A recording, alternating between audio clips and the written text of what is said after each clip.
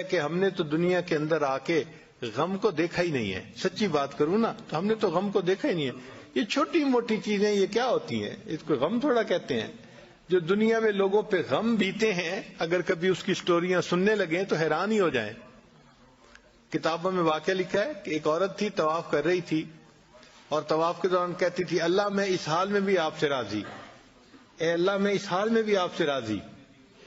تو ایک آدمی نے یہ سنا تو بڑا حیران ہوا. اس نے اس سے پوچھا کہ تو کیوں کہتی ہے کہ میں اس حال میں بھی آپ سے راضی، میں اس حال میں بھی آپ سے راضی؟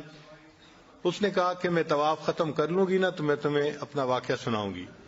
چنانچہ اس عورت نے اپنا واقعہ سنایا کہ میرے 3 بچے تھے، میں گھر کے اندر ایک دن تندور پہ روٹیاں پکا رہی تھی تو میرے بڑے 2 بچے جو تھے وہ گھر میں کھیل رہے تھے کمرے میں.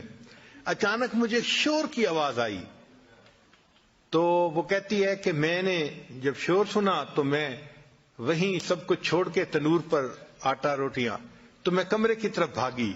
جب کمرے گئی تو میں نے ایک عجیب تماشا دیکھا کہ اس سے 1-2 دن پہلے میرے خاوند نے گھر میں بکری کو ذبح کیا تھا اور جس چھری سے بکری کو ذبح کیا تھا وہ اس نے کمرے میں رکھی تھی. تو میرے دونوں بچے کھیلتے کھیلتے ان میں سے ایک نے دوسرے کو کہا کہ تمہیں پتہ ہے کہ ابو نے بکری کو کیسے ذبح کیا تھا؟ تو وہ دوسرا کہتا ہے مجھے تو نہیں پتا. وہ کہتے اچھا آؤ میں تمہیں بتاتا ہوں کہ کیسے ابو نے ذبح کیا تھا. تو میرا درمیان والا بیٹا جو تھا وہ زمین پر لیٹ گیا اور بڑے لڑکے نے اس چھری کو اٹھا لیا. اب وہ چھوٹا بچہ تھا اور اس کو پتہ نہیں تھا کہ چھری کتنی تیز ہے. چنانچہ اس نے اس کے گلے پہ جو چھری چلائی تو گلا تو فوراً کٹ گیا اور خون کا فوارہ چھوٹنے لگا. اب جب خون نکلا تو شور ہوا اور میں بھاگی ہوئی آئی تو میں نے دیکھا کہ میرا بچہ خون میں لت پت پڑا تھا اور اس کی جان نکل چکی تھی. اب میں نے سوچا کہ میرا بڑا بیٹا کہاں ہے جس نے یہ حرکت کی تھی؟ وہ ڈر کے بھاگ گیا تھا اور کہیں چھپ گیا تھا. کہنے لگی میں نے اسے دوسرے کمروں میں دیکھا تو کہیں نظر نہیں آیا. جب صحن میں آئی تو وہاں میں نے تنور کے لیے کچھ لکڑیاں رکھی ہوئی تھیں، ان لکڑیوں کے پیچھے وہ جا کے چھپا تھا. کہنے لگی میں نے پیچھے سے اس کو جا کے جب دیکھا تو اس نے مجھے کوئی جواب نہیں دیا. جب میں قریب گئی تو مجھے پتا چلا کہ اس جگہ کے اوپر ایک سانپ بیٹھا ہوا تھا. یہ بچہ چھپنے کے لیے جب لکڑیوں کے پیچھے گیا سانپ نے اس کو ڈسا اور یہ بھی وہاں مرا پڑا تھا. کہتے میں اس کی لاش اٹھا کے لائی، ایک بچے کو ایک چارپائی پہ لٹایا اور دوسرے بچے کو دوسرے چارپائی پہ لٹایا. پھر اس کے بعد میں نے فیل کیا کہ میرا تیسرا چھوٹا بیٹا جو کرالنگ کرتا تھا، رینگتا تھا، وہ کہاں ہے؟ وہ مجھے نظر نہیں آ رہا تھا. کہنے لگی میں اٹھ کے جب جو ہے تنور کی طرف آئی تو میں نے دیکھا کہ اس نے کرال کیا اور وہ تنور کے اندر گر چکا تھا.